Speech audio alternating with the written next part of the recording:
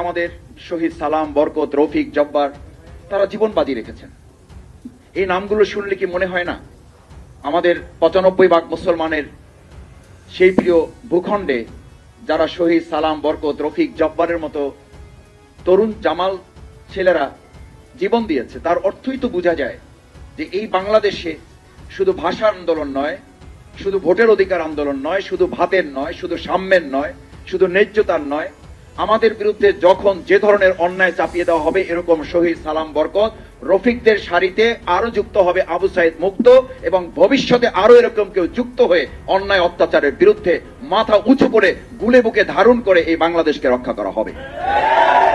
আপনাদের মনে করার কোনো কারণ নাই, ফ্যাসিজমের উত্তরসূরিদের মনে করার কোনো কারণ নাই।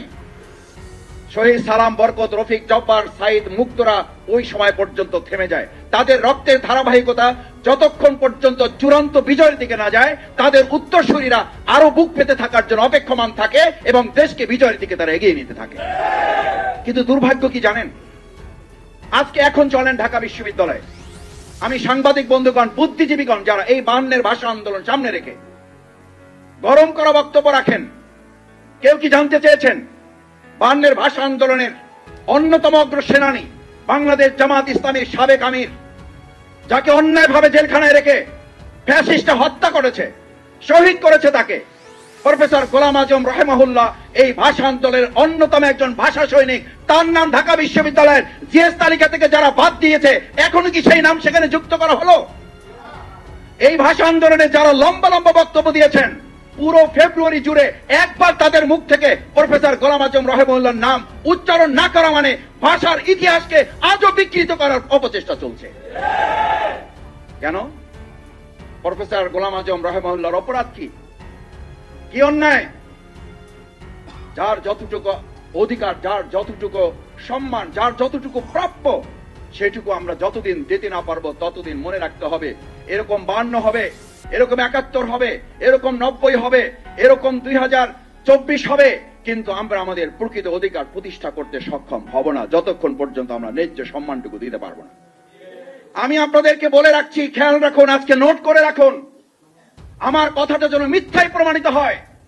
যারা প্রফেসর গোলাম আজম রাহিমাহুল্লাহ অধিকারটুকু স্বীকৃতি দিতে ব্যর্থ হয়েছেন, তারাই আজকে নতুন করে বয়ান তৈরি করেছেন, ছাত্ররা কিছুই করে নাই, সব আমরা করে ফেলেছি। তারাই বয়ান তুলেছেন, বাচ্চারা কি বোঝে। এই বয়ান যারা ৫২ থেকে তুলেছেন, তারা ৭১-এ তুলেছেন, তারা ৯০ করেছেন, তারা ২৪-এ এসে একই কথা তুলে তার সম্মান অধিকার থেকে তাকে বঞ্চিত করার চক্রান্ত এবং ষড়যন্ত্র অব্যাহত রেখেছে। আমি আজ প্রধান অতিথি যেহেতু বক্তব্য রাখবেন, আমি শেষ যে কথাটা বলে আমার বক্তব্যের ইতি টানতে চাই। সম্মানিত সুধীমণ্ডলী, অতিথিবৃন্দ, সাংবাদিক বন্ধুগণ, ভাষা আন্দোলনের আরেকটি অন্যতম প্রচেষ্টা ছিল এই দেশ এবং জাতিকে ঐক্যবদ্ধ করা। অত্যন্ত দুর্ভাগ্যজনক, এখন আমরা শুনি যে আমাদের অমুক নির্বাচন দিতে হবে, না হলে আমরা জীবন দিয়ে দিব। একটা নির্বাচনের জন্য জীবন দিয়ে দিতে হবে। এই জীবন দেওয়া মানুষগুলো আমরা এতদিন কোথায় ছিলাম? আমরা তো গুলির সামনে দাঁড়াতে পারি নাই, দাঁড়িয়েছে তো আমাদের ছাত্র, তরুণ, যুব সমাজরা। তারা যদি এখন বলে যে সংস্কার লাগবে, তারা যদি এখন বলে যে আমাদের জাতীয় সরকার নির্বাচনের আগে আমাদের স্থানীয় নির্বাচন দিতে হবে, তাহলে তো সেটি বিবেচনায় নেওয়া প্রয়োজন, তাদের সাথে কথা বলা প্রয়োজন। তার আগে আমরা জীবন দেওয়ার জন্য রাস্তায় নেমে যাওয়ার সিদ্ধান্ত তো এই ছাত্র রক্ত, শহীদ, আহত, পঙ্গুত্বদের সাথে বেইমানি করা শামিল। এই বাংলাদেশকে আমি, আপনি, একজন ব্যক্তি কিংবা কোন একটা দল এই ২০২৫ সালের এখানে প্রেস ক্লাবে দাঁড়িয়ে আপনার কথা বলার পরিবেশ তৈরি করে দিয়েছে। আমার নেতা, আমার নেত্রীকে কি জেলখানা থেকে আপনি, আমি, আমরা মুক্ত করেছি?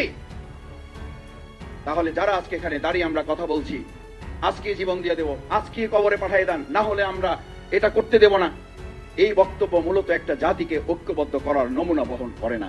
বাংলাদেশ জামাত ইসলামী আজকের এই সেমিনার থেকে ভাষা আন্দোলনে যেমন আমরা ঐক্যবদ্ধ ছিলাম, আমরা আমাদের দেশ স্বাধীনের জন্য যেমন ঐক্যবদ্ধ ছিলাম, আমরা ২০২৪-এ যেমন দল, গোষ্ঠী, মত সবকিছু উপেক্ষা করে এক কাতারে এসে ফ্যাসিবাদের বিরুদ্ধে দাঁড়িয়েছিলাম, ভাষা আন্দোলনের আজকের শিক্ষা নিয়ে বাংলাদেশ জামাত ইসলামী এই দেশের জনগণকে সাথে নিয়ে সমস্ত ফ্যাসিবাদের বিরুদ্ধে, স্বৈরাচারের বিরুদ্ধে, দুর্নীতির বিরুদ্ধে, চাঁদাবাজ দখলদারদের বিরুদ্ধে আবার ছাত্র সমাজ, জনতাকে সাথে নিয়ে আমরা রাজপথে আন্দোলন করব। তবুও অন্যায়ের কাছে এই দেশের মানুষ বান্নে মাথা নত করে নাই, 2025 এসে মাথা নত করবে এটা ভাবলে শুধু বোকার স্বর্গে না, আপনারা পাগলের প্রলাপের রাজ্যে বসবাস করছেন। আসুন সম্মানিত সুধীমণ্ডলী, সাংবাদিক বন্ধুগণ, আমরা আমাদের সেই ভাষা আন্দোলনের চেতনাকে ধারণ করে 2025 সালকে বাংলাদেশের জন্য গোটা পৃথিবীর একটা মডেল করে প্রধান উপদেষ্টা যেটা বারবার বলতে চান, এটা নতুন বাংলাদেশ। ইয়েস, এটা নতুন বাংলাদেশ। ভারত আজকে বাংলাদেশের কাছে পররাষ্ট্র নীতি জানতে চাইবেন কেন? 53 বছর স্বাধীন বাংলাদেশের কাছে আমাদের প্রতিবেশী রাষ্ট্র জানতে চায় আমাদের পররাষ্ট্র নীতি কি হবে, হোয়াটস হ্যাপেন্ড, কি হয়েছে। বরং আমরা বলতে চাই আমাদের প্রতিবেশী রাষ্ট্রের সাথে পৃথিবীর অন্য রাষ্ট্রের যে সম্পর্ক, আপনাদের সাথে আমাদের সেই সম্পর্কই বিরাজমান থাকবে।